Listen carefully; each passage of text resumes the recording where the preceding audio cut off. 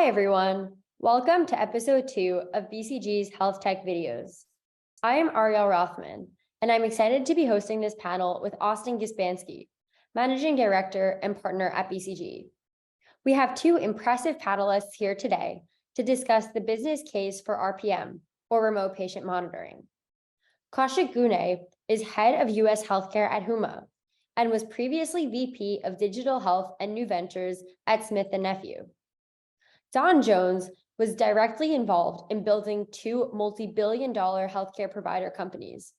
He is also co-founder of Takeda Digital Ventures and is founder and chair of Impact Virtual First Healthcare.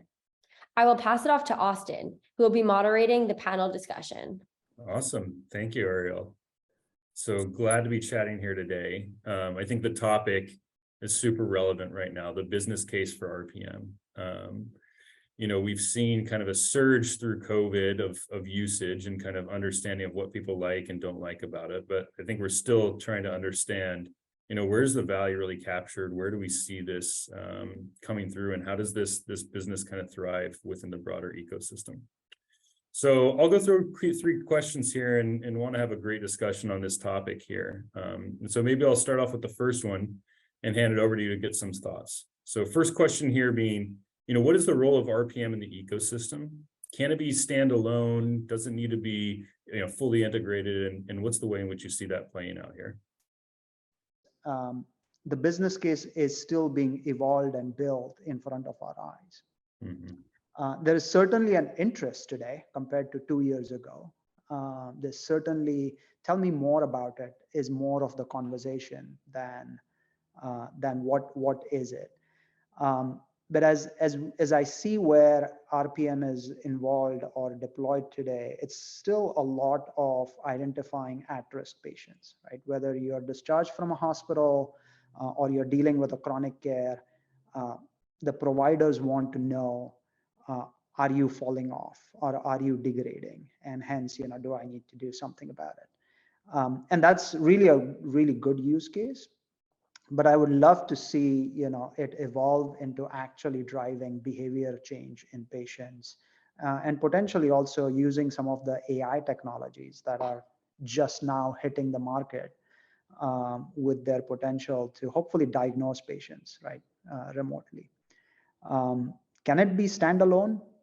Probably, but I would tend to believe that it might reduce its utility just as a standalone. It would be much more limited compared to integrated with the providers, integrated with a holistic approach of, the patient's journey through their disease. I don't disagree with anything that's been said, but I have a very kind of different strategic view of RPM. First of all, I think RPM is just a tool. I don't think it's anything special by itself. I think it's just frankly a tool. I think strategically, it's a cornerstone of customer relationship management in healthcare. And it can be viewed that way. It's not viewed. We could ask 100 doctors if they thought CRM, if they even knew what CRM was, probably be surprised if we got a positive answer about it. But if they thought about how to incorporate CRM or RPM as a CRM strategy, I'm sure we wouldn't get very far. But the way I think of it is if I was building a large entity, a large patient care entity, which I've done now 3 times, in the country that's a multi-billion-dollar stage level, I would be viewing RPM not as a clinical tool, but as a cornerstone strategy towards a CRM strategy and building towards the concept of how do I maximize the lifetime value of each patient in my system. Yeah, and I think, that's an interesting view. So on one end, there are studies, there's proof points around how this drives some clinical outcome. To your point in terms of where this sits, there is a need not only to be a CRM because providers need to drive it, but given some of the ways in which the ecosystem is playing out, people burned out or not having enough time to see patients, not knowing the right time to add the right amount of value. And so blending this role of what is the clinical significance of engagement, as well as the way for providers to find the right moment to engage and have that connection to providers, to patients. In that context, it's a very useful tool for doing what I call collapsing time and space. Mm-hmm. Normal interactions with providers mean I have to mess around, try and make an appointment. I've got to figure out how to get to the appointment. I've got to wait in a waiting room. I've got to spend my 10 minutes with the provider, etc. CRM basically triggers interventions, which collapses time and space. That's another way of thinking about it, but certainly in the vein of my CRM kind of strategy. And where I'll also start to get to is then, like, where does that actually start to turn into a business lens? Is it really just a tool for them when it comes into sales and marketing engagement, or is it really still going to be spent on outcomes? And again, the real push has always been, is there value-based care to be delivered? So I think there's two sides of this coin now. It's, you know, potentially the sales and marketing side, or the value-based outcomes side to get paid for. It's both, in my perspective. You end up, it's a twofer.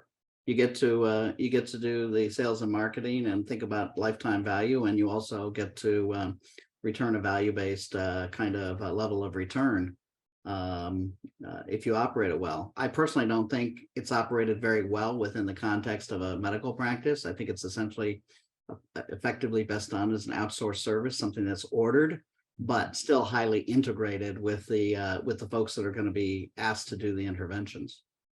Yeah, I think in terms of integratability, we are just not seeing, or I'm not just seeing the capacity right now within our healthcare systems to, you know, absorb this bolus of work, and so that to me is kind of the limiting factor, and hence you see a little bit of, you know, outsourced model in the system.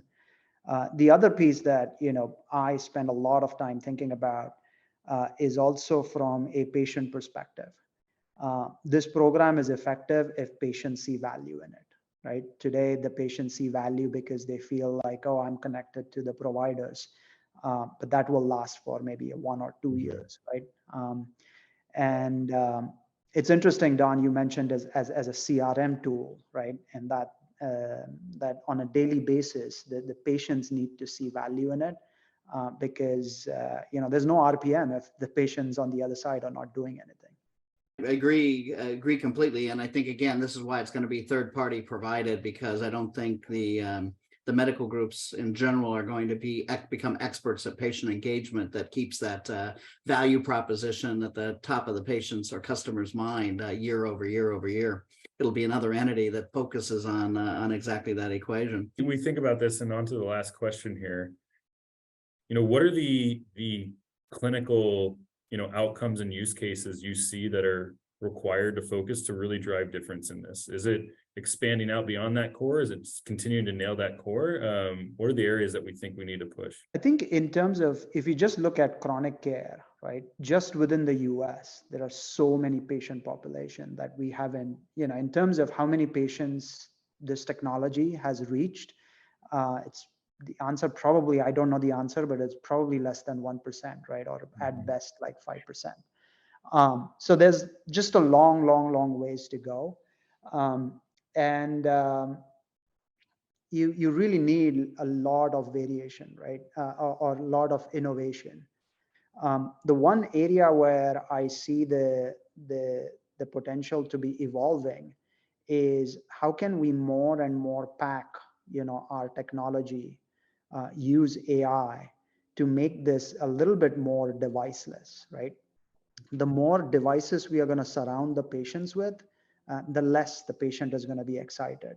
So things like, you know, can we pack some intelligence into our implants so that the patient doesn't have to worry about?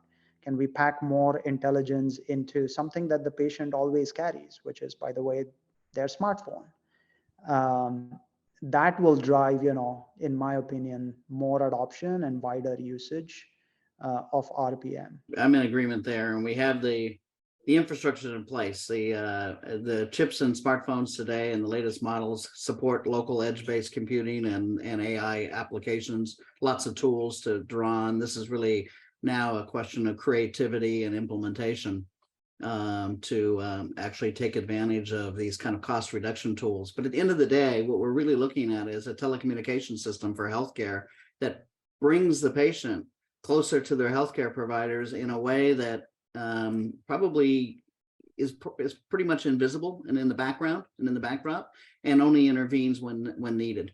and makes those interventions as easy to happen, and strips away the traditional way of making appointments and traveling to doctors' offices and everything else that's typically necessary in a typical healthcare delivery environment. So I think that idea that you're plugged in a much easier way than like so many other things in our life. I really think the model here is going to come out of people's experiences with Amazon and One Medical and Costco and Oak Street and even Tesla. Tesla does remote patient monitoring of its own. It just does it on its own cars. So we've got lots of other industries that are way more advanced in RPM and in subscription payment systems, which is what RPM kind of implies, at least at the CMS level. And they are connected to other business models. They're connected to, retail models, or they're connected to wholesale warehouse models, or they're connected to car models, et cetera. And all we're trying to do here is connected to the healthcare delivery model. Completely. Well, this is super interesting. I mean, just to kind of wrap it up, RPM seen as that tool to really enable that patient provider engagement. How do we get that information as easy as possible, right? How do we streamline the way in which we provide intelligent information both to the patients and providers, but also think about the ways in which we apply the business models around there? I think there's still questions there, is a CRM tool, is it really something to extract on clinical value versus what's really now just kind of a fee for service play at moments? So as we look to expand over time, finding ways in which we keep that core piece of engaging and deriving that information there, enabling the system to different models to capture that value. So yeah, thank you again so much for the time here. This has been great to chat and good to learn a bit more about your views on RPM. Thanks so much.